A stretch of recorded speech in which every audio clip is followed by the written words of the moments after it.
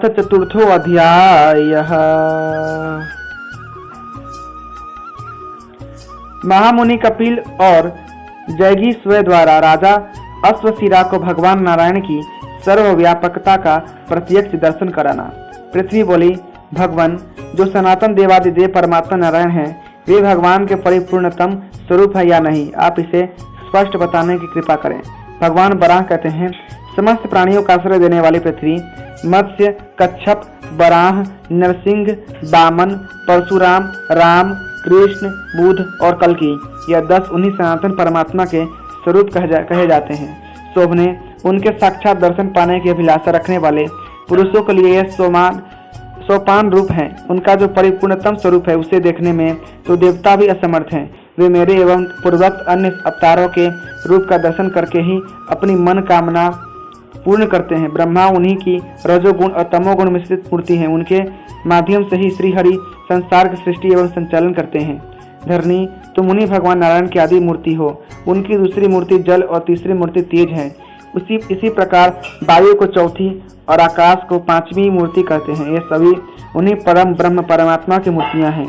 इनके अतिरिक्त क्षेत्रज्ञ, बुद्धि एवं अहंकार, ये उनकी 3 मूर्तियां और हैं। इस प्रकार उनकी 8 मूर्तियां हैं। देवी, यह सारा जगत भगवान नारायण से ओतप्रोत है। मैंने तुम्हें यह सभी बातें बता दी। अब तुम दूसरा कौन सा प्रसंग सुनना चाहती हो?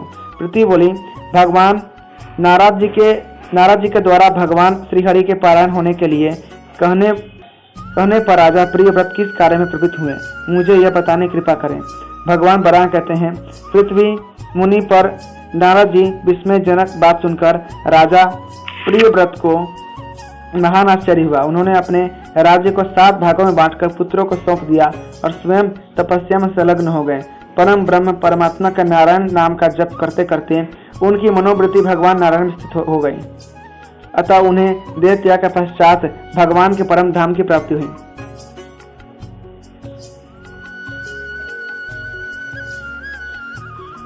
सुंदरी, अब ब्रह्मा जी से संबंध रखने वाला एक दूसरा प्रसंग है, उसे सुनो। प्राचीन काल में अश्वशिरा नाम के एक परम धार्मिक राजा थे। उन्होंने अश्वमेध यज्ञ के द्वारा भगवान नारायण का यजन किया था, जिसमें उन्होंने बहुत बड़ी दक्षिणा बांटी थी। यज्ञ की समाप्ति पर उन राजा ने अब्रिभृत स्नान किया। इसके पश्चात वे ब्राह्मणों से घिरे हुए बैठे थे। उसी समय भगवान कपिल देव वहां पधारे। उनके साथ योगी राज जैगी सभ्य भी थे। वह महाराज अश्वशिरा बड़ी शीघ्रता से उठे, अत्यंत हर्ष के साथ उनका सत्कार किया और तत्काल दोनों मुनियों के विधिवत स्वागत की व्यवस्था की। जब दोनों मुनि श्रेष्ठ भली भांति पूजित होकर आसन पर विराजमान हो गए, तब महापराक्रमी राजा अश्वशिरा ने उनकी ओर देखा। पूछा, आप दोनों अत्यंत तीक्ष्ण बुद्धि वाले और योग के आचार्य हैं। आपने कृपा पूर्वक स्वयं अपनी इच्छा से यहाँ आकर मुझे दर्शन दिया है। आप मनुष्यों में श्रेष्ठ ब्राह्मण देवता हैं। आप दोनों मेरे इस संशय का समाधान करें कि भगवान नारायण की आराधना मैं कैसे करूं। दोनों ऋषियों ने कहा, राजन, तुम नारायण किसे कहते हो? महाराज, हम 2 नारायण तो तुम्हारे सामने प्रत्यक्ष रूप से उपस्थित हैं। राजा अश्वशिरा बोले, आप दोनों महानुभाव ब्राह्मण हैं। आपको सिद्धि सुलभ हो जा चुकी है। तपस्या से आपके पाप भी नष्ट हो गए हैं, यह मैं मानता हूँ, किंतु हम दोनों नारायण हैं ऐसा आप लोग कैसे कह रहे हैं? भगवान नारायण तो देवताओं के भी देवता हैं। शंख, चक्र और गदा से उनकी भुजाएं अलंकृत रहती हैं। वे पीताम्बर धारण करते हैं। गरुड़ उनका वाहन है। भला संसार में उनकी समानता कौन कर सकता है? भगवान बराह कहते हैं, कपिल और जैगीस्व ये दोनों ऋषि कठोर व्रत का पालन करने वाले थे। वे राजा अश्वशिरा की बात सुनकर हंस पड़े और बोले, राजन, तुम विष्णु का दर्शन करो। इस प्रकार कहकर कपिल जी उसी क्षण स्वयं विष्णु बन गए और जैगीस्व ने गरुड़ का रूप धारण कर लिया। अब तो उस समय राजाओं के समूह में हाहाकार मच गया। गरुड़ वाहन सनातन भगवान नारायण को देखकर महान यशस्वी राजा अश्वशिरा हाथ जोड़कर कहने लगे, विप्रवरो, आप दोनों शांत हो। भगवान विष्णु ऐसे नहीं है। जिनकी नाभि से उत्पन्न कमल पर प्रकट होकर ब्रह्मा अपने रूप से विराजते हैं, वह रूप परम प्रभु भगवान विष्णु का है। कपिल एवं जैगीस्व ये दोनों मुनियों में श्रेष्ठ थे। राजा अश्वशिरा की युक्त बात सुनकर उन्होंने योग माया का विस्तार कर दिया। अब कपिल देव पद्मनाभ विष्णु के तथा जैगीस्व प्रजापति ब्रह्मा के रूप में परिणत हो गए। कमल के ऊपर ब्रह्मा जी सुशोभित होने लगे और उनके श्री विग्रह से कालाग्नि के तुल्य लाल नेत्रों वाले परम तेजस्वी रुद्र का प्रकट हो गया। राजा ने सोचा, हो न हो यह इन योगीश्वरों की ही माया है, क्योंकि जगदीश्वर इस प्रकार सहज दृष्टिगोचर नहीं हो सकते। वे सर्वशक्ति संपन्न श्रीहरि तो सदा सर्वत्र विराजते हैं।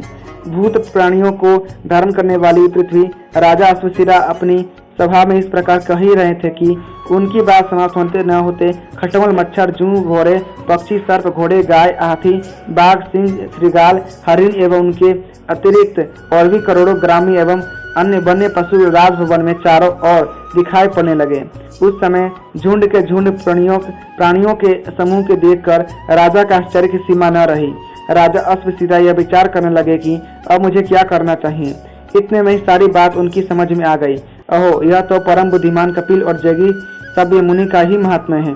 फिर तो राजा अश्वशिरा ने हाथ जोड़कर उन ऋषियों से भक्तिपूर्वक पूछा, विप्रवरो, यह क्या प्रपंच है?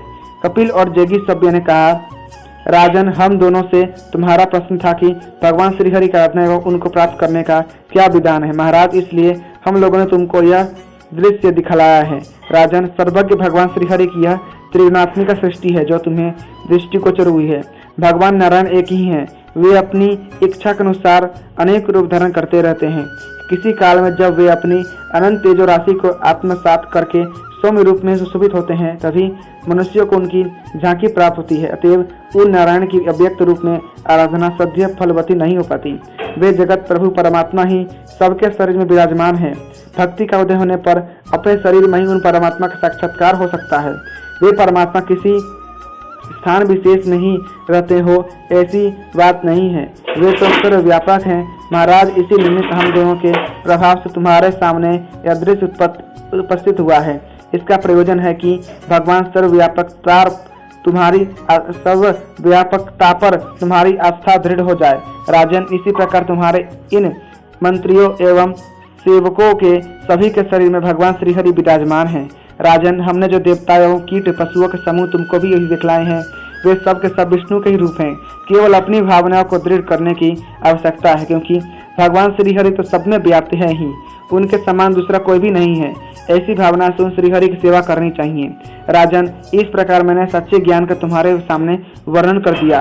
अब तुम अपनी परिपूर्ण भावना से भगवान नारायण का, जो सबके परम गुरु हैं, स्मरण करो। धूप, दीप आदि पूजा की सामग्रियों से ब्राह्मणों को तथा तर्पण द्वारा पितरों को तृप्त करो। इस प्रकार ध्यान में चित्त को समाहित करने से भगवान नारायण शीघ्र ही सुलभ हो जाते हैं। अथ चतुर्थो अध्यायः संपूर्णम्।